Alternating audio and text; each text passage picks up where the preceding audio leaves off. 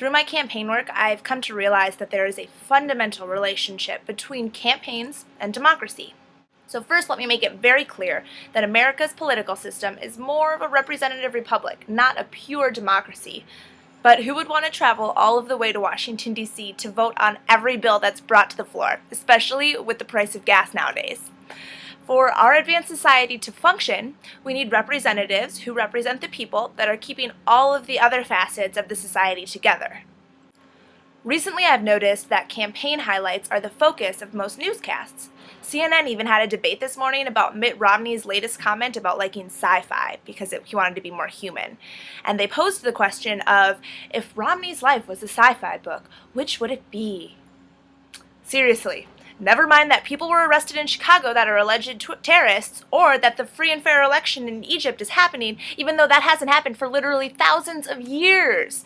Nope, instead, our attention is constantly being drawn to the campaign rhetoric and all of the flashy smiles. I would like to draw your attention to how our government is overly focused on campaigning, mainly popular campaigns. Our forefathers would be outraged. They were the rebels. They were the scoundrels. They took the chance and revolted against a government that was passing unapplicable laws to them. Now we're more focused on whether Mitt Romney is more like Alien vs. Predator or The Return of the Jedi. In real news headlines on CNN this morning, they discussed the 2013 fiscal cliff. They say that payroll tax cuts will expire, extended unemployment will expire, and Bush tax cuts will expire, and of course $1 trillion in spending cuts will kick in. Holy cow, now that's some writing on the wall. Even though $1 trillion is going to be cut from the budget, we're still approximately $15 trillion in debt. But according to CNN, Congress isn't even planning on acting on this. Obama couldn't pass a budget when he had a Democratic Congress, and now that he has a Republican Congress, they're waiting for the 2012 election before they take any action, despite this fiscal cliff that will happen in 2013. Of course they are, because if it's not popular, it won't get passed. If you can't help their campaign, then they're not focused on it.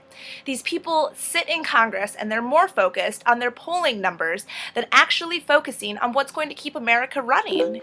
If Congress waits to address the 2013 fiscal cliff until after the 2012 election, they will have a matter of weeks to make a decision.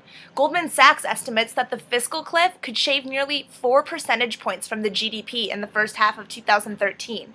In April, the Fed chairman, Ben Bernanke, warned Congress that the central bank would not be able to act as a savior for the economy if Congress failed to act.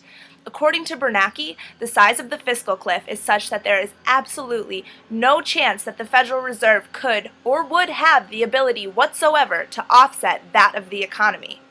So why isn't Congress paying attention to this? Get off your campaign buses and stop kissing babies' foreheads. I'm nervous that we're headed towards a recession that we might not be able to come back from. We're in a crisis, people. Even though I would want no other form of government than a democracy, if our elected officials don't start to focus on the policies they were elected to fix, then there might not be enough money to keep their campaigns alive.